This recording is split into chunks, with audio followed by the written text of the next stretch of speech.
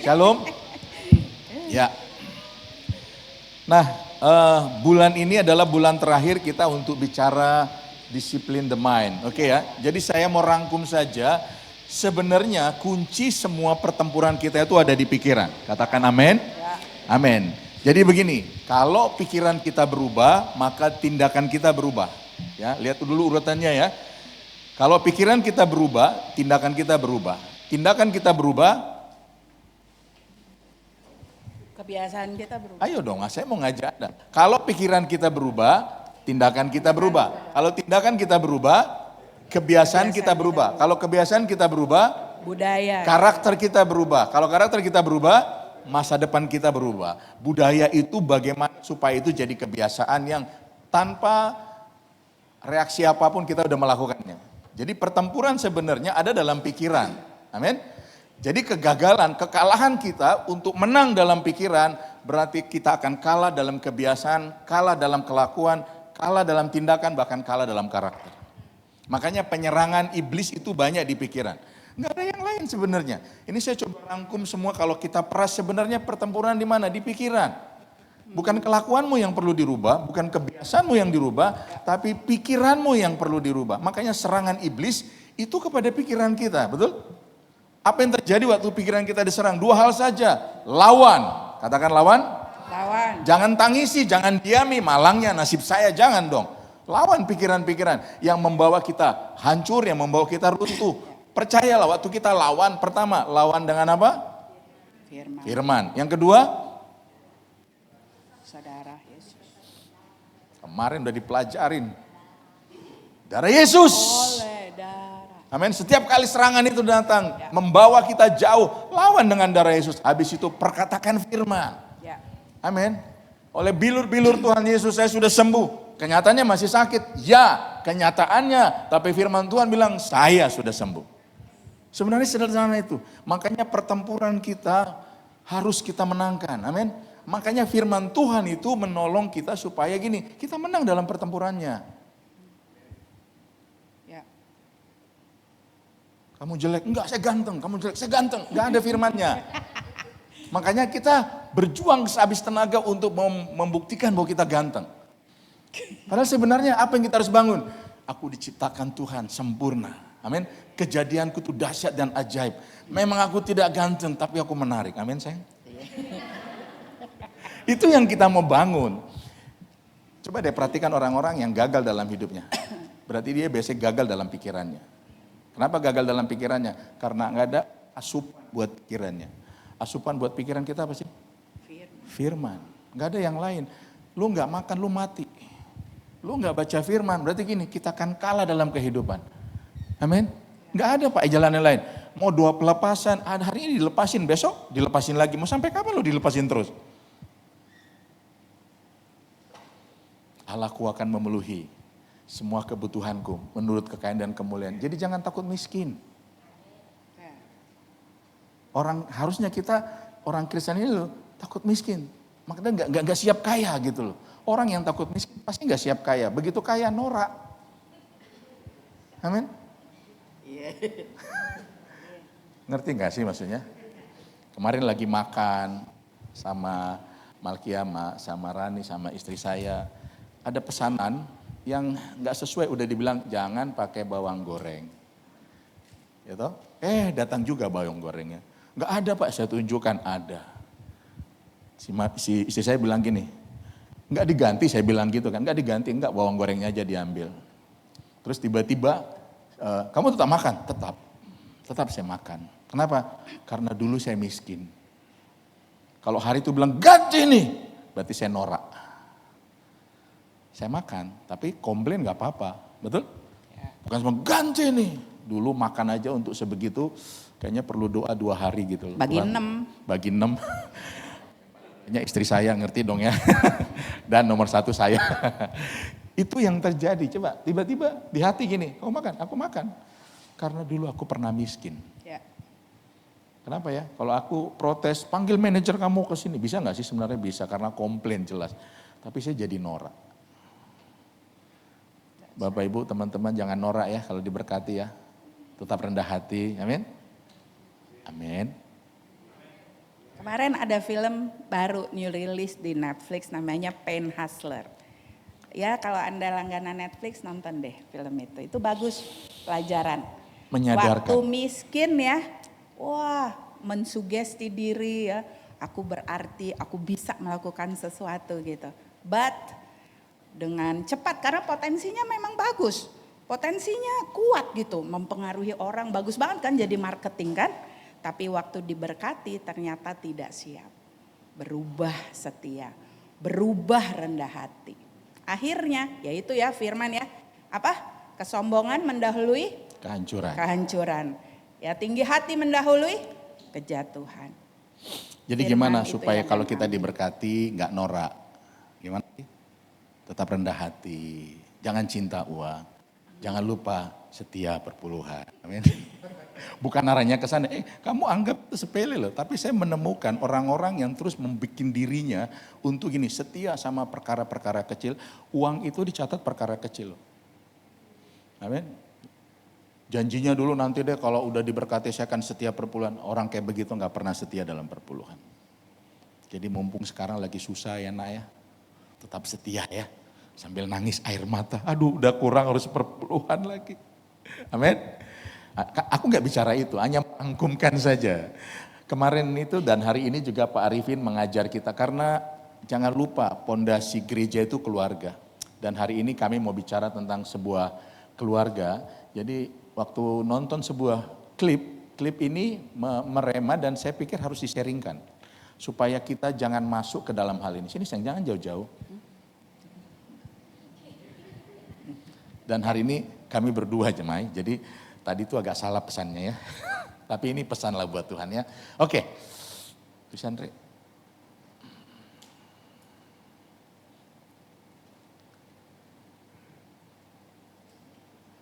Coba next. Kenapa saya ajak istri saya? Karena ini adalah hal yang sulit buat saya. Menerjemahkan ke bahasa Indonesia. Kalau ke bahasa Batak saya pinter. Percayalah Chan, saya jago ke bahasa Batak. Ya, tapi kalau yang ini kamu bersama saya sayang ya. Jadi ada studi dan riset di Johns Hopkins University ya. Yang menemukan ternyata begini, pernikahan orang-orang yang mempunyai hubungan di luar nikah, ya jadi berselingkuh, ya flirting, ya mereka ternyata mempercayai bahwa berselingkuh itu tidak melukai, tidak menghancurkan pernikahan mereka. Itu kesimpulannya. Kenapa bisa ada kesimpulan begitu? Ternyata ini dia. Mereka meriset 2.000 orang pengguna dari satu website namanya Ashley Madison. Apa itu? Ternyata begini, itu website Bapak Ibu gak usah ntar jadi membernya ya. Gak usah. Karena website ini mengencourage, menyemangati pengguna-penggunanya untuk tidak setia. Nah, jadi 2.000 pengguna website ini disurvei untuk menemukan, ya, memunculkan pandangan mereka tentang berselingkuh. Ternyata begini, tim riset itu dari Johns Hopkins menemukan bahwa begini, psikologi orang-orang yang secara aktif, ini ya, yang secara aktif mencari hubungan ekstra di luar pernikahan, ya, dan bahkan melakukannya. Mereka meriset hal ini dan ternyata menemukan apa mereka? Yang pertama begini, di media populer bahkan TV show, ya, terus film, buku-buku, orang-orang yang melakukan affair, ya, kalau di buku, TV, media segala macam, orang affair kan terus kita lihat punya moral guilty, rasa bersalah. Yang intens malah gitu ya, tersiksa oleh perselingkuhan itu. Yang mengagetkan adalah periset ini tidak menemukan gejala itu di partisipan ini. Itu Dr. Dylan Selterman bilang begitu. Jadi di TV orang selingkuh bisa kelihatan menderita. Tapi kenyataannya ini partisipan yang di riset itu Mereka nggak ada rasa bersalah.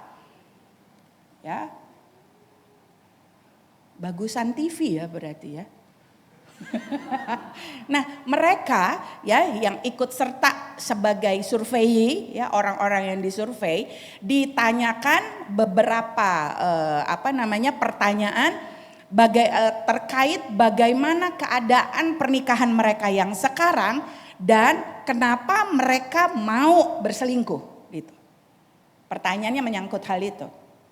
Nah, ternyata user dari Madison tadi, website tadi itu 2000 ya, 2000 tadi partisipannya, itu banyak sekali motivator loh. Nah, salah seorang motivator top yang menjadi survei, dia bilang begini, dia sedang dalam keadaan kepuasan seksual di dalam pernikahan yang rendah. Ya, entah pernikahannya itu lagi rendah durasi seksnya, ya, jarang berhubungan seksual antara suami dengan istrinya, ya. Tapi sebaliknya mereka semua partisipan itu secara umum bilang apa?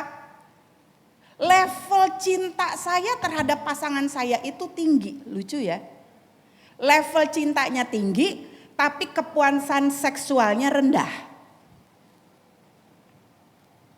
Ya, next.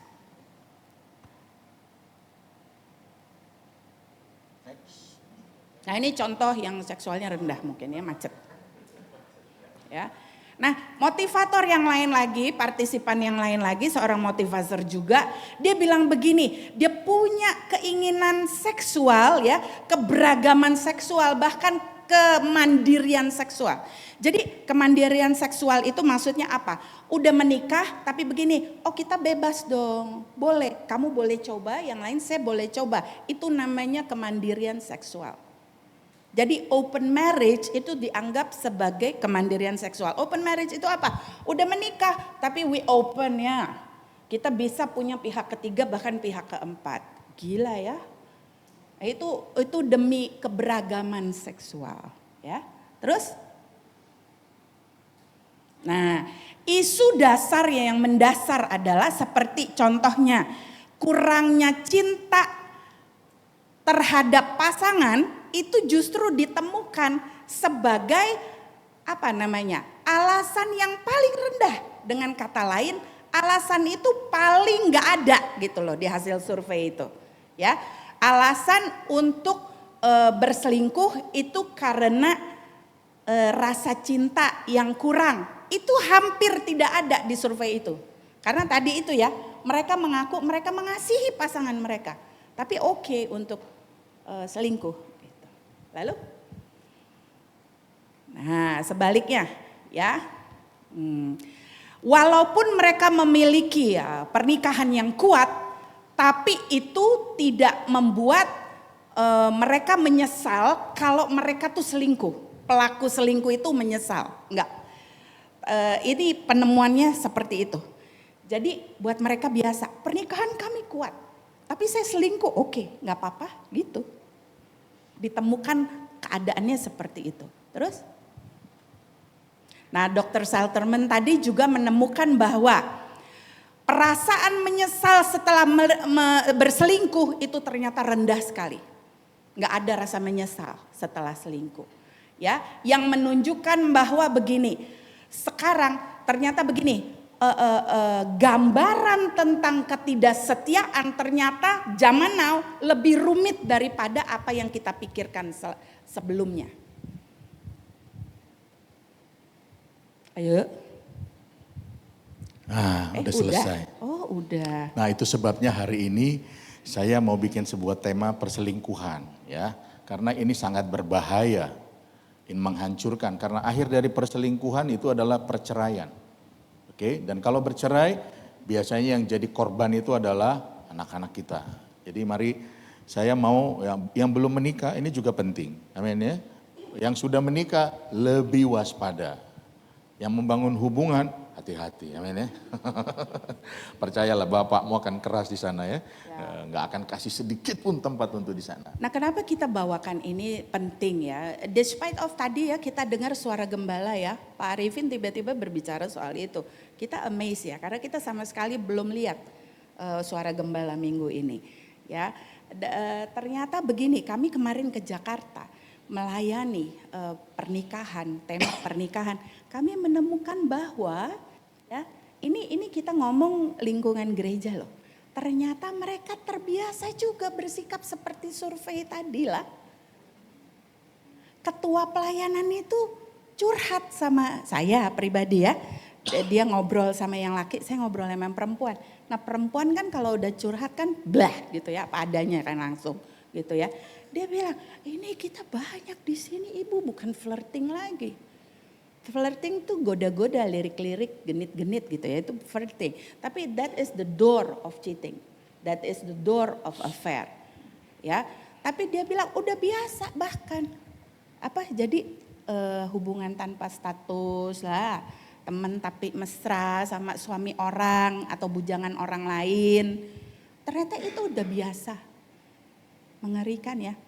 Jadi dengan kesadaran itu, ini kan BPD belum datang-datang nih. Ya udah kita aja yang datang ngomong soal ini ya enggak? Gitu. Dan kita banyak ngomong di luar, tapi ternyata di sini kurang banyak dibicarakan. Jadi maafkan kami ya. Sebenarnya dari awal kita bangun gereja ini pondasinya kan keluarga. Harusnya ini menjadi hal yang sangat penting dimulai dari sini. Itu sebabnya saya tadi ngomong sama Riani, tahun depan kita bikin retreat suami istri. Ya, khusus suami istri. Dan saya bilang, kamu Riani siap-siap. Karena kamu kemarin ikut retreat namanya Moment of Unity. Jangan diam saja, oke? Bagikan sesuatu dan saya percaya itu menginspirasi, amin. Ya, gak usah stres dulu, belum tahu tanggalnya ya. Masih tahun depan ya. 12 bulan Ri, udah gak usah dipikirin sekarang, nanti aja itu dicatat ya.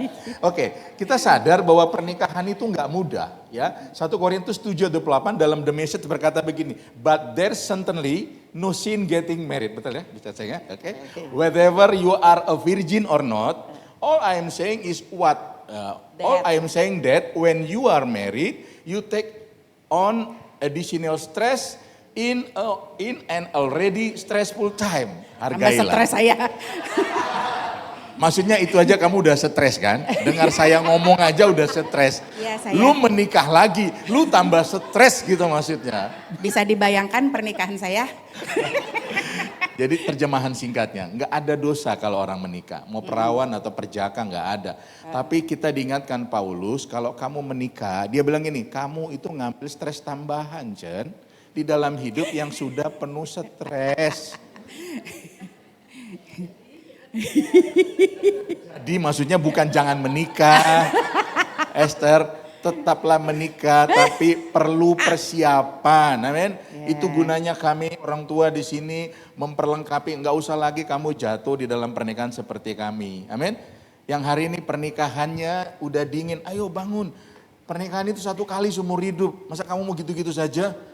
Menyebalkan tiba-tiba udah sekian lama menikah, kami ini udah seperti Cici sama Koko. Hei, kamu suami istri. Bukan Cici dan Koko. Cici Koko doesn't have sex. Amin. Ya. Kami saking akrabnya, kami ini udah biasa. Hei, pernikahan itu seperti roller coaster. Ada naiknya, ada semangat dan naik turunnya. Amin. Kamu tahu roller coaster saya di roller coaster dalam pernikahan saya itu bukan sebulan sekali, tiap hari naik turun ya. Tapi itu bikin jantung sehat, amin.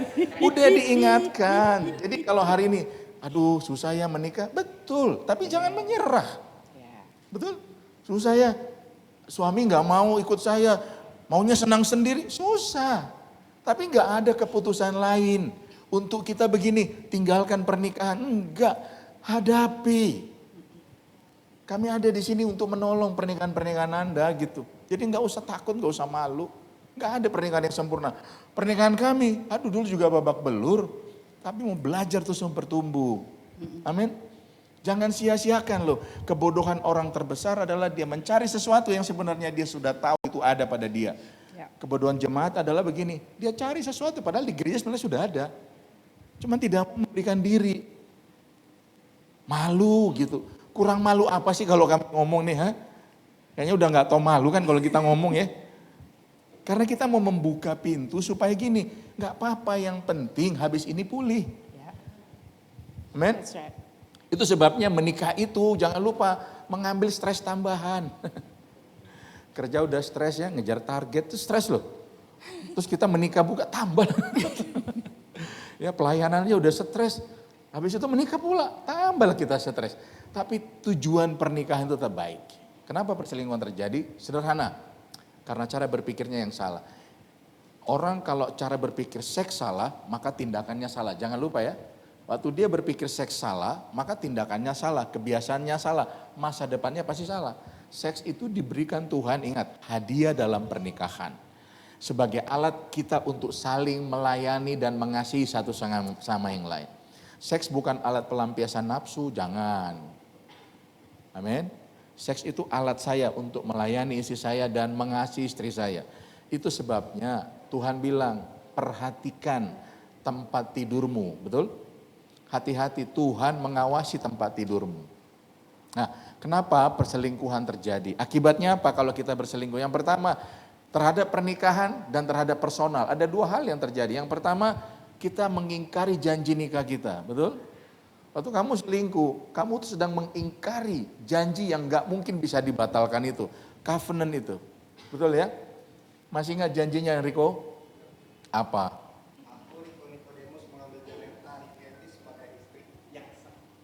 Terus?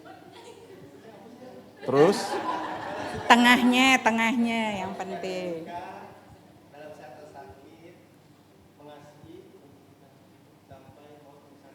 Kayak miskinnya mana? Kayak miskinnya mana? Kurus gemuknya mana?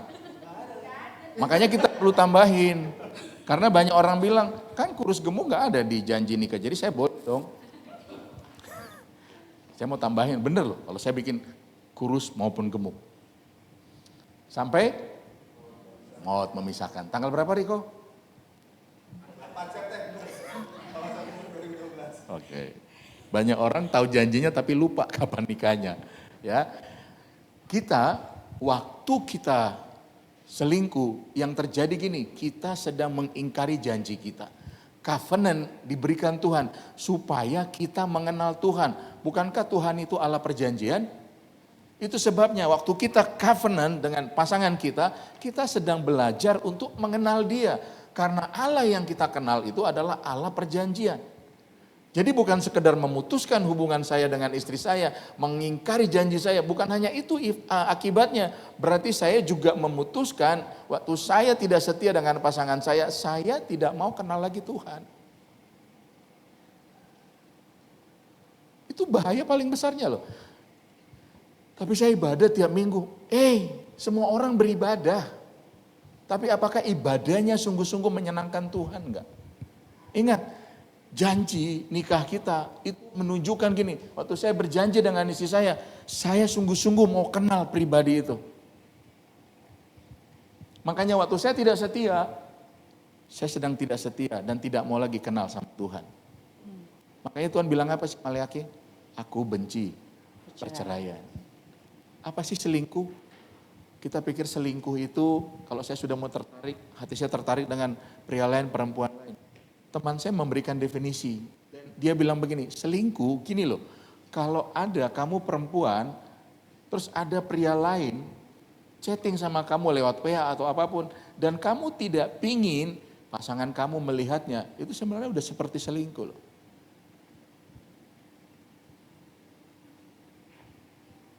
Ngerti nggak sih? Saya ini kecerdasan atau selingkuh ini loh. Ada lawan jenis WA saya, tapi saya tidak mau pasangan saya tahu WA-nya, itu sebenarnya udah termasuk selingkuh. Karena Kejadian 2 berkata begini, mereka keduanya telanjang tapi mereka tidak merasa malu. Artinya nggak ada rahasia. Suami kalau istrinya nggak tahu password handphonenya, itu suami patut dicurigai. Amin. Amin. Patut dicurigai. Kenapa sih? Kita waktu menikah berdua, menurut saya ya, suami istri karena menurut Kejadian gak ada lagi rahasia, gak ada privacy. Gak ada privacy. Terbuka apa adanya. Nah, apalagi yang terjadi waktu kita selingkuh, penghormatan dan saling percaya yang hancur. Amin. Ingat ya Ibrani 13:4 apa katanya? Hendaklah kamu semua penuh hormat terhadap perkawinan. Jadi waktu kita tidak setia dengan pasangan, kita menghancurkan rasa hormat, kita menghancurkan rasa percaya satu dengan yang lain. Dan kadang-kadang ya mengembalikan itu perjuangannya jauh lebih berat.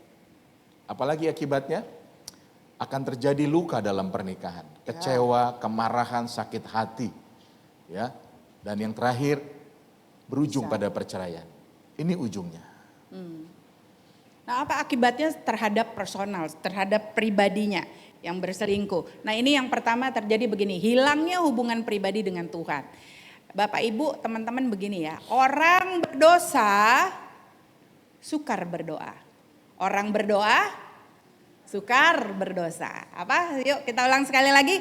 Orang berdosa sukar berdoa. Orang berdoa sukar berdosa.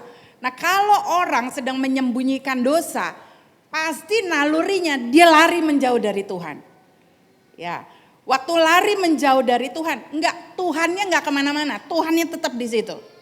Yang menjauh tuh biasanya pelakunya, manusianya, si pelaku dosanya.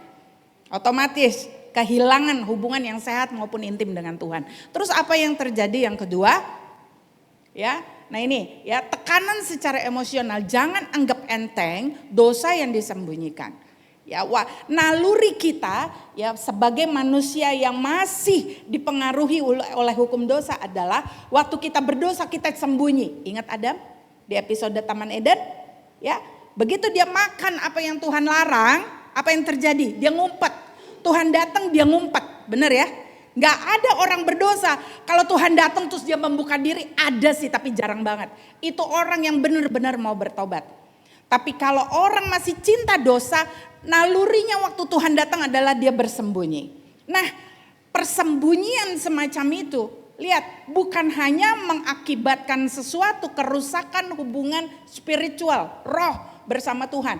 Tapi secara manusiawi, lebih precise lagi secara jiwani, itu ada kerusakan di situ. Kenapa? Dosa itu memberikan tekanan kepada manusia karena pada hakikatnya sejak semula manusia tidak pernah dirancang untuk berdosa.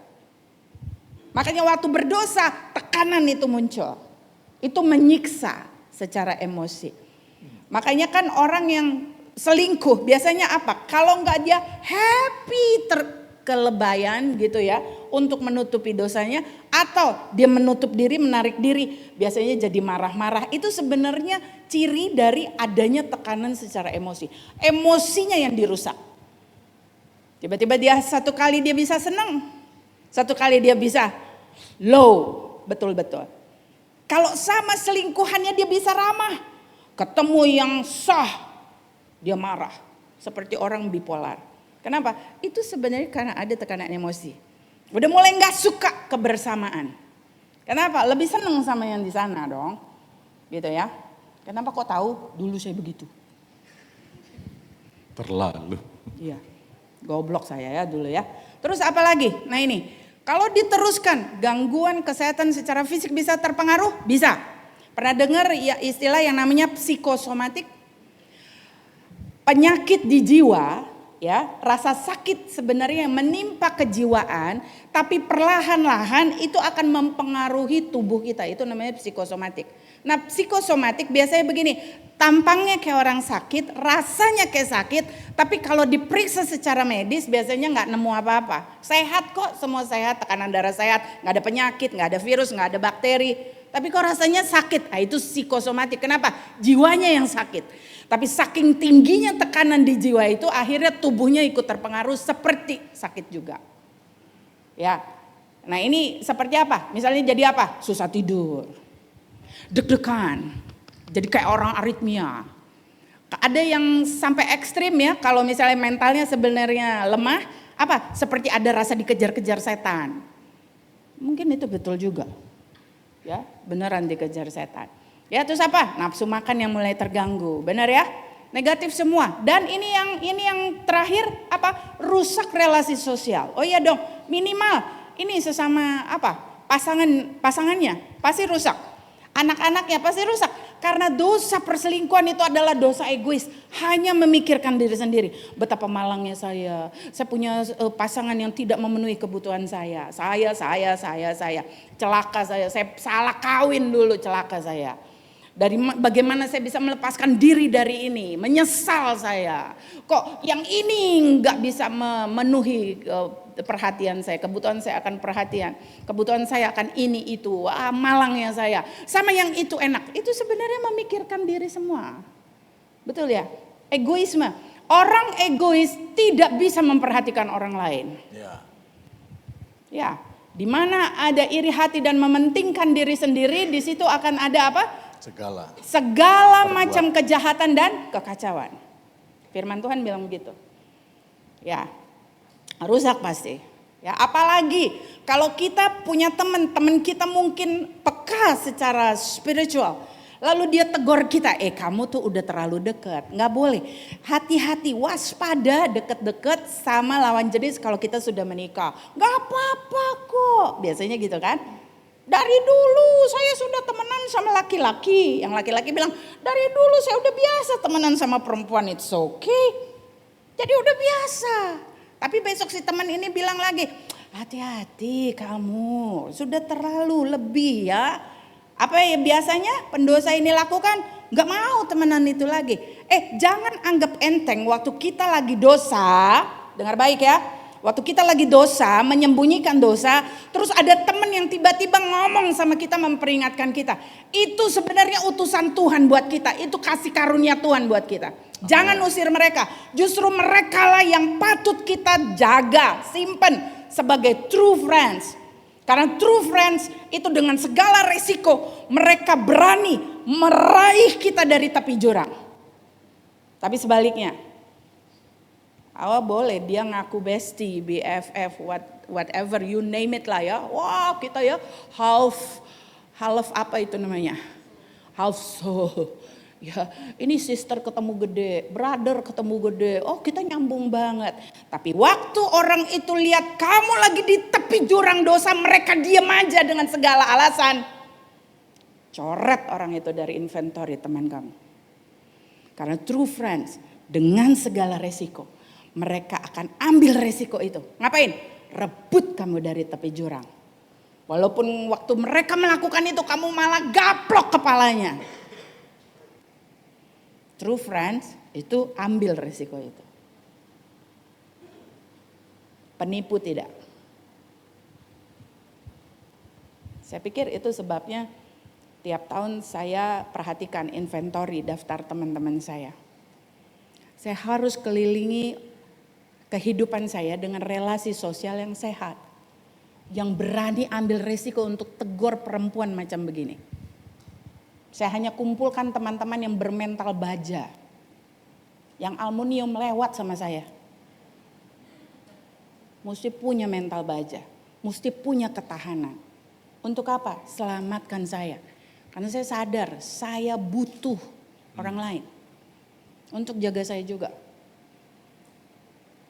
Dengan akal sehatnya. Gak hanya begini, kamu itu kok kamu cepet deket sekali saja. Ya lagi ada hubungan apa pemuritan no. Yang curiga-curiga, dikit-dikit curiga juga jangan-jangan antena lu miring kali. Ya toh? Bukan tegurannya, akhirnya apa? Kekhawatirannya yang lebih banyak. Betul ya? Kita juga gak mau dapat temen yang bener sih gitu ya. Dikit-dikit mau kasih tahu kita gitu kan, niatnya baik. Cuma antenanya suka miring tante. Jadi akhirnya alarmnya suka bunyi di tempat yang salah. Nah, itu bikin repot kita juga. Ya alarmnya suka bunyi di waktu yang salah. Kita udah setel mau bangun jam 7, jam 6 dia bunyi. Kan kita kelenger, masih ngantuk. Kira-kira begitu analoginya.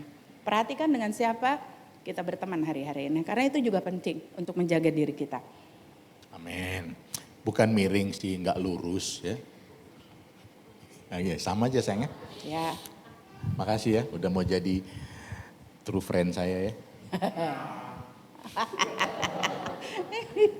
Nggak ada yang nggak bisa dia tegur loh. Iyalah, gini ya Bapak Ibu suami istri please begini. Kadang-kadang kan kebiasaan kita apa? Kalau pasangan kita yang ngebilangin kita dengan cepat bilang tidak gitu kan. Entah apa itu, ada naluri di dalam apa, saya nggak tahu namanya. Ya, kita cepat untuk menyanggah kalau masukannya itu dari pasangan. Tapi gini, orang lain ngomong, kok lu denger? Nah, sakit hati istri kan yang banyak begitu ya. Gue udah ngomong puluhan kali, dia enggak. Temennya ngomong satu kali, dia pulang dia lapor. Tadi temen gue ngomong begini lah, gue kan udah ngomong sama lu puluhan kali, lu kemana aja gitu. Sakit hati. Karena kan banyak suami itu harus mempelajari perkataan itu toh. Apakah ini penyesatan? Apakah true? Dan ternyata teman kita memberikan iya betul. Tapi kan yang penting berubah. Amin ya Ri. Ya, itu semua bukan dilema. Itu semua problem-problem yang terjadi dalam pernikahan. Ya. Tapi begini, apapun itu, belajarlah untuk tetap terbuka. Amin. Betul sih, kadang-kadang istri saya bilang ini, kok lu baru dengar sekarang? Iya dulu gua nggak denger gitu. Sekarang baru dengar. Yang penting kan akhirnya saya dengar.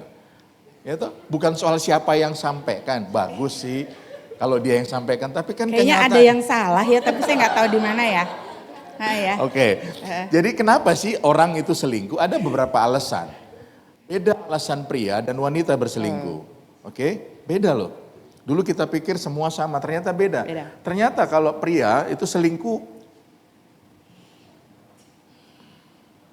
Nah, buat pria, yang pertama selingkuh tuh, next dah sekali. Oh macet ya. Karena hasrat seksualnya. Dia nggak merasa puas dengan pasangannya. Nah, saya nggak bilang begini, tuh kan masalah seksual penting buat pria. Enggak, pria harus benar mengelola hasrat seksualnya, betul? Kalau enggak kamu akan coba kemana-mana, nggak pernah akan puas kita. Hasrat seksual itu penting untuk dikelola. Jangan jadikan ini oke, saya sama istri saya nggak terpuaskan, saya berarti bisa selingkuh dong. Enggak, surveinya bilang ini kebanyakan terbesar hasrat seksualnya. Karena apa? Mereka gagal mengelolanya. Pertanyaannya gini, kalau hasrat seksual kita bermasalah, emang kita langsung mati? Enggak kan? Enggak ada orang mati gara-gara seks tuh enggak ada. Kita cuman punya cara, nilai kembali, cara berpikir gini, malangnya saya, menderitanya saya, karena hasrat seksual saya enggak bisa saya dapat dari pasangan saya, kemudian saya mulai berfantasi sama pasangan-pasangan mantan-mantan saya yang dulu. Ya tiba-tiba bisa terjadi di reuni, bisa terjadi jalan-jalan di mall ketemu, puji Tuhan ya mantan kami berdua udah mati dua-duanya jadi aman. Dia mati juga, saya mati juga ya kan. Yang saya mati kanker, yang dia mati entah apalah itu. Serangan jantung. Serangan jantung. Jadi enak diceritain, orangnya udah nggak ada, nggak mungkin ketemu lagi. Kalau ketemu lagi berarti dia bangkit dari kubur. Kalau kita dulu nikah sama mereka, kita udah janda sama duda sekarang. Setelah janda dan duda baru kita menikah. Oh enggak, udah tahu gue. Jadi makanya pria-pria perlu belajar, perlu menguasai dengan firman hasrat seksualnya. Yang belum menikah, oh aku sih nggak memikirkan ke sana. Nanti setelah menikah itu menjadi salah satu persoalan yang kita perlu pelajari. Nah Bapak Ibu ini perlu pengetahuan. Kenapa kok pria hasrat seksualnya memang lebih tinggi dari wanita? Ya, itu memang udah ciptaan Tuhan begitu. Jadi ibu-ibu kalau mau menggugat suaminya, gugat Tuhan. Karena memang demikian uniknya Tuhan menciptakan mereka begitu. Loh kenapa ya begitu? Pria kok lebih seksual daripada wanita? Karena mereka itu pembawa benih. Pria dengar baik, engkau pembawa benih, betul? Benih kehidupan Tuhan percayakan kepadamu. Maka engkau harus bisa menguasai hasratmu. Bukan engkau yang dikuasai oleh hasrat itu. Kalau kamu jadi penguasa, kamu pasti ya, walaupun kurang setoran, kurang jatah, apalah istilahnya itu ya hari-hari ya. Tapi kamu masih bisa tetap damai sejahtera dan damai dia dalam lindungan Tuhan dong. Ya. Tapi kalau misalnya kamu dikuasai oleh hasrat seksual itu, dia yang menjadi raja atasmu, ini yang terjadi. Kamu bisa tebar benih kemana-mana. Di got, di kamar mandi, di ladang orang. Ladang yang sah dan halal di hadapan Tuhan untuk kamu tabur benih itu hanya satu, ladang istrimu yang sah dan diberkati di hadapan Tuhan, Allah Bapa, Putra dan Roh Kudus. Hanya itu. Di luar itu dosa. Oke? Amin. Jadi jangan sembarang tabur benih di mana-mana. Nah, perempuan kita juga harus berpengertian. Jadi kalau misalnya begini, aduh tiap hari masih muda sih emang, itu wajar. Kita patut bersyukur karena itu tandanya suami kita sehat. Maksud lu kalau udah tua nggak sehat lagi? Ya kan durasinya agak panjang gitu. Ya makanya kenapa jaga kesehatan Amen. gitu ya. Ya. Jaga vitalitas. Karena itu sangat terpengaruh. Tahu nggak apa? Pernikahan Kristen kebanyakan kalau dilihat nih yang hancur salah satu penyebabnya ini masalah ini. Tidak tahu bagaimana mengelola ini kehidupan seksualnya. Dan lebih celakanya lagi gereja paling jarang membicarakan hal ini. Makanya iblis enak main-main di situ. Hal yang kita sembunyikan itu paling riskan untuk jadi wilayah mainnya iblis. Gimana caranya iblis main-mainin kita? Dibego-begoin. Akhirnya karena bego jadi bingung. Bingung tersesat. Kalau udah bingung gampang dikalahkan, tersesat, gampang ditebas. Makanya harus cari pengetahuan, jangan malu. Karena ini juga salah satu yang vital. Pada mulanya Tuhan menciptakan ini, tapi pakai dengan benar. Nah kita istri, ya nggak apa-apa. Kalau misalnya lagi nggak siap ngomong, itu perlunya speak up, jangan diem tapi menderita. Tahu-tahu kamu suka marah, judes ya. Jangan ngomong, boleh nggak? Jangan sekarang. Kenapa? Capek. Berpengertianlah satu dengan yang lain. Prianya juga, oh kamu capek. Nggak apa-apa tanya Pak. Tanya, kapan kamu gak capek ya? Tanya. Jangan diem tapi entar gerendeng ya kan. Kalau udah ditanya ibu jawab. Besok pagi ya saya tidur dulu. Nah bapak tidur. Bapak yang mana tuh? Tidur karena udah dijanjin. Besok pagi ya saya tidur dulu. Dia gak tidur tegang nungguin. Letoy. Karena cukup istirahatnya juga penting. Nah makanya pengertian komunikasi itu sangat penting. Istri-istri juga ya, kalau dibilang ditanya kapan, jawab ya, jangan bilang nggak tahu dah, terserah Roh Kudus. Itu bikin tersiksa itu. Iya, ya. Amin ya. Ya, ngobrol lah. Jangan ngobrol. lupa benihnya itu benih ilahi loh. Ya. Masa yang ilahi dibikin jadi sembarangan? Benih kita itu ilahi supaya muncul anak-anak ilahi. Bukan benih kudanil, bukan. Hah? Apalagi burung kepret, enggak ya. Benih ilahi. Maka pergunakan dengan baik. Yang kedua, itu karena pria selingkuh kebutuhan penghargaan enggak dia dapat. Istri-istri penghargaan terbesar itu buat suami bukan datang dari luar loh. Tapi harus datang dari dalam rumah. Kamu enggak bikin penghargaan buat pasanganmu. Ini survei ya. Jadi mereka bilang waktu didata, saya enggak dihargai di rumah. Kalau kamu terus merendahkan suamimu, gak heran suamimu lama-lama gak punya hati lagi. Waktu orang menghargai dia, tiba-tiba dia jadi gede kepala. Ya. Saking gedenya helm gak muat. Dia merasa disanjung karena dia gak dapat di rumah. Itu yang harus kita bangun. Apalagi kebiasaan buruk masa muda. Maksudnya apa? Dulu sebelum menikah, dia ini punya kebiasaan misalnya ada yang main ke pelacuran, ada udah melakukan gonta-ganti pacar, udah melakukan seks hubungan sebelum menikah, itu perlu diwaspadai. Karena waktu dia menikah kebutuhan itu dia nggak dapat, dia dengan mudahnya loh pergi ke tempat lain dan melampiaskan itu. Kita yang jadi orang tua nggak apa-apa, nanti tanya kalau kita punya anak perempuan tanya, kamu dulu pacaran udah berapa kali? Kalau dia bilang ini udah nggak terhitung tante, nah pikirkan itu, jangan jadikan. Kalau saya pikir jangan jadikanlah, bukan berarti nggak kasih kesempatan. Kalaupun anak kita bilang aku siap ya resikonya, perjuangannya besar. Sembuhkan diri dulu. Amin. Sebelum masuk ke dalam pernikahan. Karena orang-orang yang berkata begini, oh nanti kalau udah menikah saya sembuh kok, saya nggak bikin lagi. Kenyataannya lebih dari 95% mereka mengulangi dosa tersebut di dalam pernikahan. Baik seksual tidak setia maupun KDRT.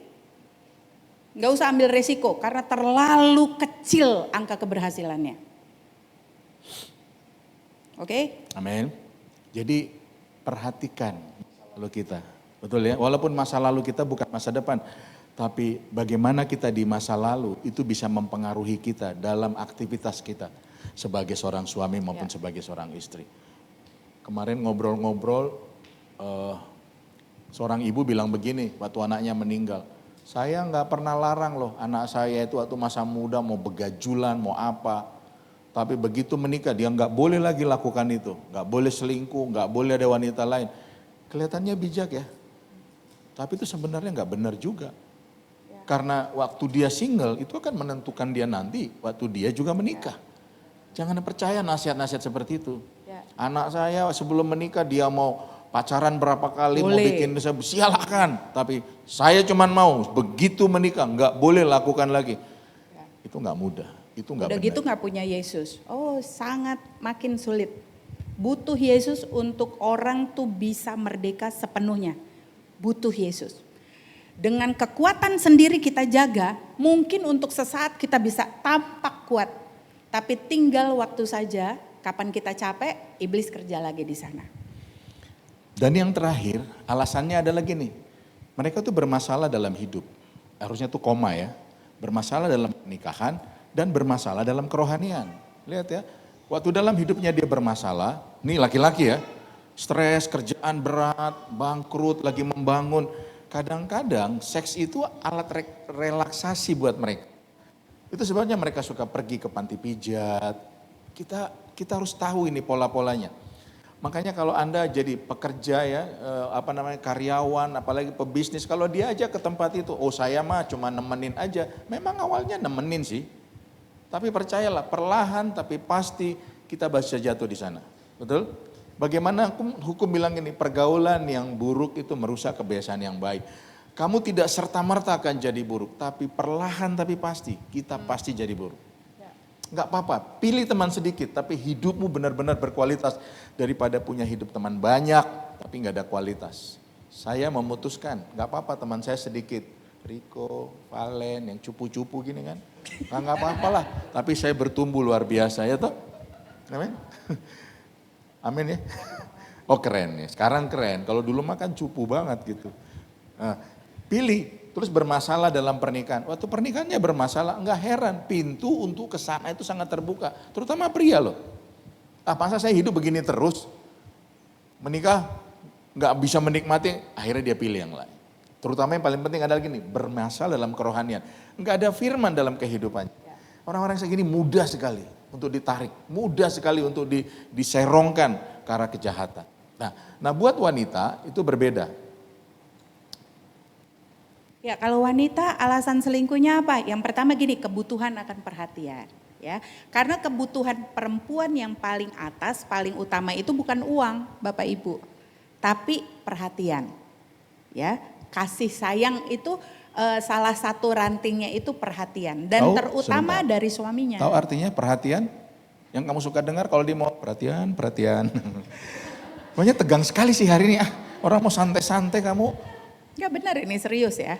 Nah ya jadi bahayanya Bapak Ibu ya. Kalau seorang perempuan tidak mendapatkan perhatian, asupan jiwani yang dia perlukan di dalam rumah, maka perempuan-perempuan ini akan cari asupan itu di luar rumah. Kalau dia bergaul dengan orang-orang perempuan-perempuan yang rohani, masih bisa puji Tuhan ya, terselamatkan ya. Ya, dia aktif ketemu di komsel, pemuritan and so on. Tapi apa akibatnya kalau perempuan ini dia bergaul sama sekarang kan banyak ya lingkungan apa? Pergaulan mama-mama goes lah, mama-mama stepper ya kan? Ya mama-mama arisan, sok-sok sosialita gitu kan. Ya kan, apalagi emak-emak aktif ya, apalagi main gundu ya kali ya, hiking, sepatu roda, rollerblade gitu ya. Ya, yang kurang membicarakan firman di dalam pergaulan itu. Hari begini itu adalah sangat riskan. Saya nggak bilang tidak boleh, enggak, tapi sangat riskan, berbahaya, perlu kewaspadaan yang tinggi. Oh terus apa lagi? Buat perempuan alasan selingkuh karena dia butuh dukungan yang nyata. Ya, bukan hanya perhatian, tapi dukungan yang nyata. Kalau gini, kita butuh suami kita untuk apa ya? Terlibat gitu loh di dalam kehidupan kita perempuan.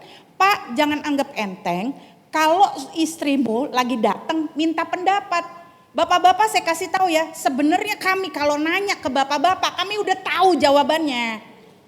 Kami tuh nanya bukan karena kami bodoh. Kurang pinter aja. Enggak, Oh, enggak. kami tuh butuh kamu. Gitu, untuk ikut sertalah dalam hidup kami nih. Sebab yang berbahaya di dalam hidup perempuan adalah waktu suaminya tidak berfungsi, ini yang terjadi. Hawa bisa berdiri sendiri. Karena kutuk Taman Eden tuh bilang begitu. Kamu akan birahi terhadap suamimu. Birahi itu bukan masalah seksual Bapak Ibu. Tapi apa? Ambil alih tanggung jawab. Ambil alih potensi, ambil alih otoritas. Bisa perempuan lakukan itu? Bisa Pak. Kan kita udah ada contohnya Isabel dan Ahab. Ada. Siapa? Emak bapaknya Samson. Ada? Ada. Ya, siapa lagi kalau zaman perjanjian baru? Elizabeth Zakaria. Ada? Ada. Zakaria kurang percaya, Elizabeth percaya, bisa. Itu yang harus dijaga di dalam hidup perempuan. Jadi kalau kami datang ke suami ya untuk tanya, "Pak, ntar buat kondangan ntar sore bagusnya pakai baju biru apa merah Pak?" Percayalah kami udah tahu mana yang akan kami pakai. Nah bapak-bapak gak usah sok tahu. Dengan gegap gempita sok pahlawan gini. Biru mah saya percaya dia keluar dari kamar dia pakai warna merah. Jadi bukan itu yang dibutuhkan oleh istrimu, bukan. Tapi apa? Afirmasi. Makanya bapak ibu, bapak-bapak ya kalau ditanya sama istri pakai sepatu apa pakai sendal, pakai baju merah apa biru. Jangan jawab salah satu dari antaranya. Percayalah istrimu itu lebih fashionable dari kamu. Kan yang ajarin kamu pakai baju kan dia dulu. Kamu kan ketemu sama dia masih inget gak? Atas kotak-kotak bawa bola-bola. Auto pria, kacau. Atasnya hijau bawahnya coklat, bluak. Ngelihatnya aja udah gak nafsu ya kan. Diperbaiki sedikit, itu kan kerjaan istrimu. Gak usah sok tahu kalau dia nanya-nanya begitu ya enggak. Tapi Pak, nih saya kasih tahu ya, jawaban yang istrimu butuhkan. Papa pakai warna merah apa biru? Gini Pak, saya kasih tahu. Mama pakai warna apa aja cakep. Nah gitu. Itu yang istrimu butuhkan.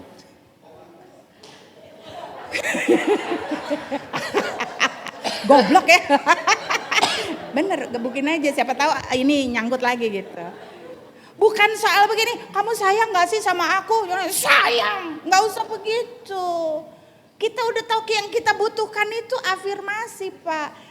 Jadi kalau istrimu tanya, sayang gak sih? Ya ampun, udah berapa tahun kayaknya udah lama gak pernah bilang sayang. Nih cara jawabnya begini, ajak dia keluar rumah ke teras. Terus bilang gini, "Mah, awan warnanya apa?" Ntar istrimu jawab dong, "Putih." "Pohon warnanya apa?" "Hijau." "Langit warnanya apa?" "Biru." Gitu kan.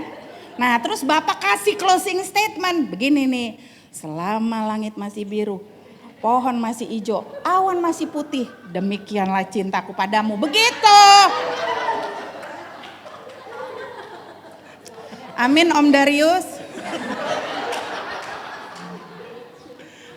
Jadi bukan masalah itu, kami nih butuh dukungan yang nyata.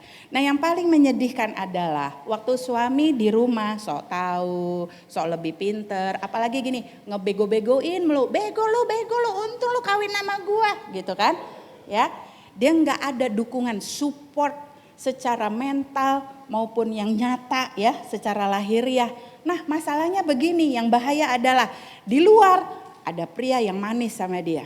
Yang setiap hari bilang gini, kamu kok cakep ya pakai baju itu, ting.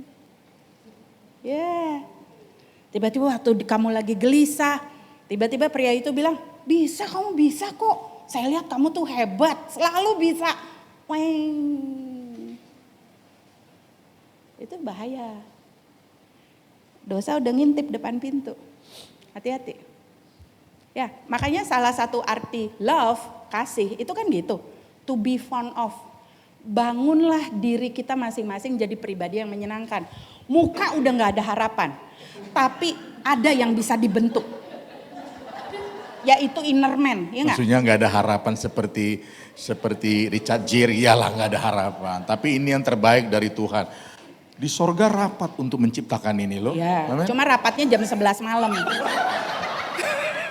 Ya kan? Ada rapat jam 9 pagi, jam 11. Nah mungkin yang kayak Jadi udah begitu-gitu remang-remang tuh, ya? udah Puji capek Tuhan. rapat gitu. Udah deh flat gitu ya. Keputusan kali. Terus alasan perempuan selingkuh rasa aman, kebutuhan rasa aman. Rasa aman ini yang kami harus dapatkan itu dari suami. Amin. Ya, rasa aman. Nggak usah gini, ada maling, entar lakinya yang gitu. Iya, itu juga ya enggak. Kan kalau ada kecoa. Ada kecoa. Kita papi kecoa. Lakinya loncatnya lebih tinggi dari dia. Ini apa sih gitu ya.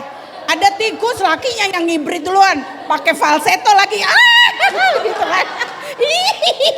Gue kawin sama apa nih gitu kan. Nyesel langsung ya ngeliat gitu. Kalau ada laki gitu kan ngeliat apa. Gitu. Nggak salah. Geli juga ya kan. Masa kita yang lebih apa gitu ya, lebih perkasa gitu kan. Genteng bocor, gue yang naik gitu kan. Bohlam putus, gue lagi yang beli ke warung, gue yang naik gitu kan. Kayak gitu. Termasuk ya bapak-bapak, bagaimana kamu berkendara bersama istrimu, please. Bapak-bapak zaman now udah banyak saingan, Grab, Gokar,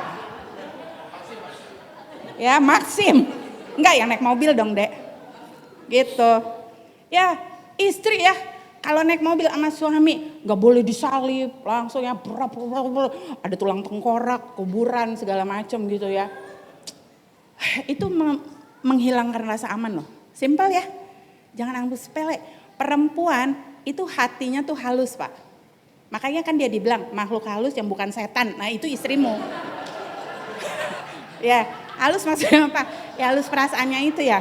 Kok apa gampang kena gitu ya, gampang kesenggol, apalagi kalau Makanya kalau marah sama istri jangan ngomong setan, itu berbahaya. Bilang gini, bukan setan gitu ya. Tetap ada setannya. kayak setan, nah bukan juga kan. Kamu kayak setan. Kok jadi ada ide ya. Nah itu, nah perhatikan, itu bisa kehilangan rasa aman. Sehingga begini, kalau istrimu tiba-tiba gini, ayo yuk sama aku aja. Enggak ntar aku naik gokar aja. Tuh jangan bangga gitu, istri saya mandiri ya. Dia sudah menjauhkan diri itu dari kamu. Ya kenapa? Kehilangan rasa aman. Gila ya, daripada gue berkendara sama laki gue, ya mau satu mobil sama laki gue, sikapnya senggol bacok, salib bacok, ya enggak? Baru beli salib, udah wah gitu ya. Rebutan parkir, wah gitu ya. Aduh mendingan gue sama Gokar sama Grabcar deh. Gue bayar tapi udah ngobrolnya enak, gue bisa tidur aman. Ya nggak dijagain gue sama supir Grabcar. Itu kendala-kendala istri zaman now. Bapak-bapak. Kenapa? Kehilangan rasa aman terhadap engkau. Ya. Jangan anggap enteng itu bisa jadi pintu. Ya. Terus apa lagi? Rasa kesepian. Tentu. Nah saya mau kasih tahu prinsipnya begini. Pria selingkuh dengan wanita berselingkuh itu beda. Ya, pria karena mereka makhluk seksual, walaupun keadaan baik, anak baik, istri baik, semua lagi dalam keadaan baik, tapi karena mereka makhluk seksual, dengar bapak-bapak, dosa perselingkuhan bisa terjadi kapan saja secara spontan.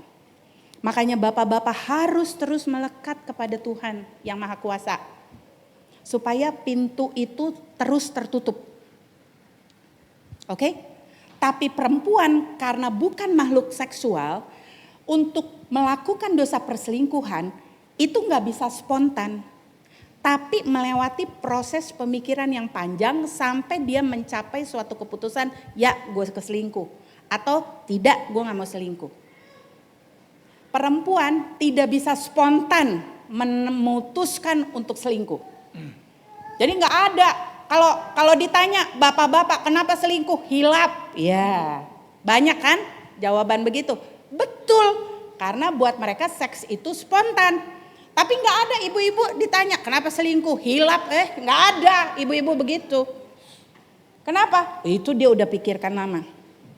Jadi ibu-ibu perempuan jaga diri kita baik-baik. Jaga pikiran kita baik-baik. Karena itu tadi ya dimulai di pikiran. Amin. Nah, kalau Bapak Ibu perhatikan, Penyebab-penyebab ini kita semua fokus di gereja supaya tidak terjadi, betul ya? Kita udah bicarakan tentang seks, kita bicara tentang menghargai.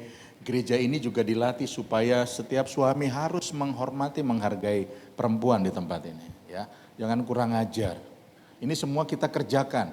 Selama gereja ini ada, hal-hal seperti ini kita udah bicarakan. Karena kami tahu, inilah kalau kita nggak beresin alasannya, kemungkinan orang akan jatuh di dalamnya. Ya kalau saya nggak tahu ya, mungkin beberapa udah pasti lihat semua yang kami hari ini tampilkan, itu kita sudah cari supaya kita hidup di dalamnya, supaya kita nggak melakukan itu. Amin. Dan apa yang kita harus kerjakan supaya ini nggak terjadi? Yang pertama gini, 1 Korintus 14 ayat yang pertama berkata begini, kejarlah kasih. Ya, yang pertama yang harus kita lakukan adalah kejar pengenalan pasangan kita. Kenapa? Kalau orang berhenti mengejar pengenalan akan pasangannya, maka begini, dia tidak akan kenal sama pasangannya. Kita dulu mengejar pasangan kita kapan? Waktu sebelum menikah. Tapi begitu kita menikah, kita nggak kejar lagi. Padahal pengejaran itu harus dilakukan di dalam pernikahan. Bagaimana cara mengejarnya? Gary Chapman berkata ada 5 bahasa kasih. Ini yang harus kita kejar setiap hari. Betul ya? Kata-kata yang mengafirmasi, waktu yang berkualitas, sentuhan fisik, tindakan pelayanan, dan juga hadiah. Coba kejar pasanganmu. Kira-kira apa sih bahasa kasih pasanganmu? Enggak tahu. Asa, bahasa kasihnya Lisa tahu enggak? Apa? Ya, apa sih? Oh, physical touch. Gitu, Lis.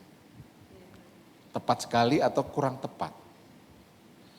Ya, kayaknya sih menurut saya kurang tepat sih ya. Cari. Lakinya dia. Enggak, maksudnya supaya dia cari lagi gitu loh. Kita kan bisa lihat tanda-tandanya, ya toh? Kejar lagi ya, sampai menemukan bahasa kasih. Bahasa kasih istri saya itu jelas sekali dan tidak diragukan hadiah. Terutama duit.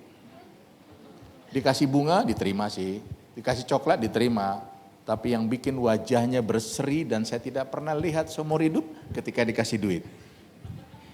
Makanya paling senang dia tiba-tiba telepon saya, papi ini belum dibayar nih, gini gua. Terus habis itu saya WA, sayang aku udah transfer ya 2 juta, makasih, langsung baik loh. Luar biasa, itulah bahasa kasih. Tapi itu pengejaran, ya. Ini nggak bisa kita dapat dengan didoakan. Oh saya doakanlah supaya ketemu, enggak, kejar. Waktu Anda tidak menemukan bahasa kasih pasangan Anda, ini yang saya mau bilang loh, mungkin nggak enak. Anda ternyata tidak mengenal pasanganmu. Suami istri harus saling mengejar. Bukan hanya suami tapi istri juga harus mengejar. Amin. Mengejar ya, bukan nanti habis ini kamu lari deh ntar gue kejar. Bukan. Tapi gini, kenali semua ini. Kalau ditanya yang paling tinggi apa? Semua 5 ini ada. Tapi yang paling menonjol yang mana? Karena itu nanti kalau kita konflik, itu sebagai sarana yang paling mudah untuk kita bisa connecting lagi bersama-sama. Ya. Apalagi yang kita harus lakukan? Yang kedua bukan hanya mengejar. Next. Kok bisa masih alat itu sebenarnya? Iya harusnya berfungsi sekali ya. Kelola pernikahan. Berapa kali dipakai nggak bisa, nggak usah dipakai, nggak usah ada kali. Jangan lupa bukan hanya mengejar tapi kelola.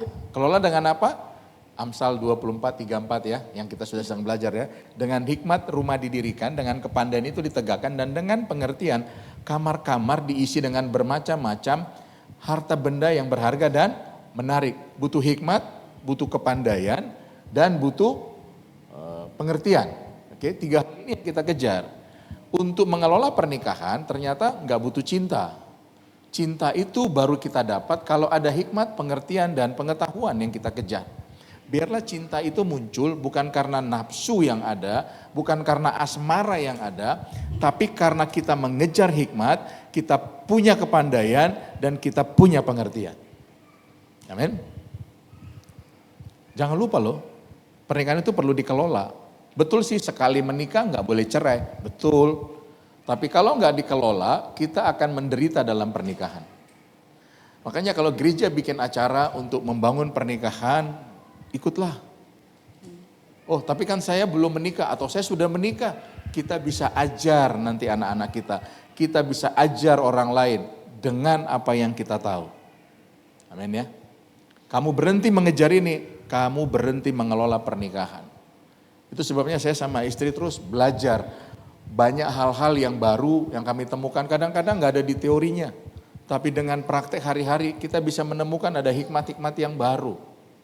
Ya, bagaimana waktu anak saya memutuskan untuk dia mau menikah, kami harus menemukan apa yang bukan sekedar BPN-nya yang penting. Untuk duduk bersama mereka, tanya hati ke hati dengan mereka, itu dulu nggak ada di pikiran kita. Orang tua dulu waktu kita menikah, apa yang dia tanya? Kamu udah yakin? Betul ya? Terus sudah siap? Dia nggak pernah nanya hati ke hati gitu. Waktu bicara hati-hati, dari hati ke hati, ternyata itu banyak menemukan inspirasi-inspirasi yang baru. Jangan sampai gini, udah masuk, udah kacau, baru kita terlibat, jangan dong. Makanya saya sama istri bilang, Mer, nanti kamu kalau sudah mau diberkati sama hamba Tuhan, tapi tiba-tiba kamu dengar suara, ini bukan jodohmu, cepat-cepat cari papi mami. Kita akan batalkan aja itu dulu. Kenapa? Sebab satu kali kamu masuk, kamu gak bisa keluar. Itu Jangan penderitaan. sampai salah menikah. Oke? Gak ada istilah salah kawin, sebenarnya gak ada. Karena setiap pasangan yang menikah di hadapan hamba Tuhan, pernikahan Kristen itu diberkati. Dalam nama siapa? Bapa, Putra, Roh Kudus. Gak ada yang pernah salah dan bisa salah lagi.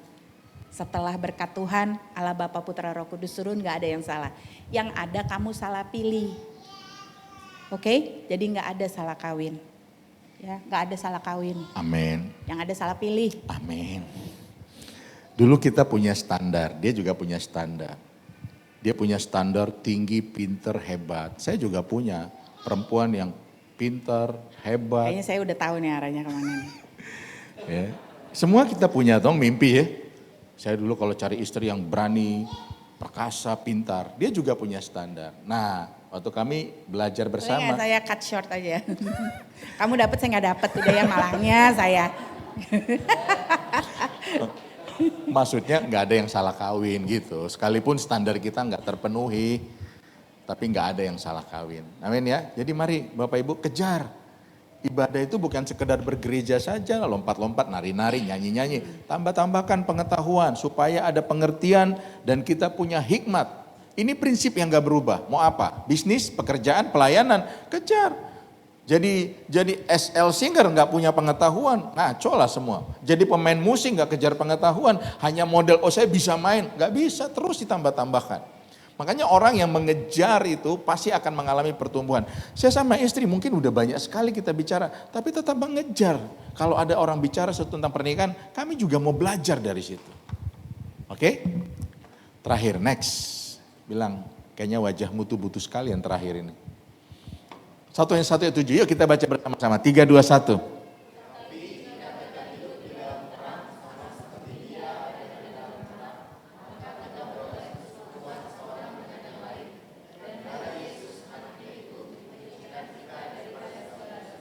Kita di dalam terang? Amen.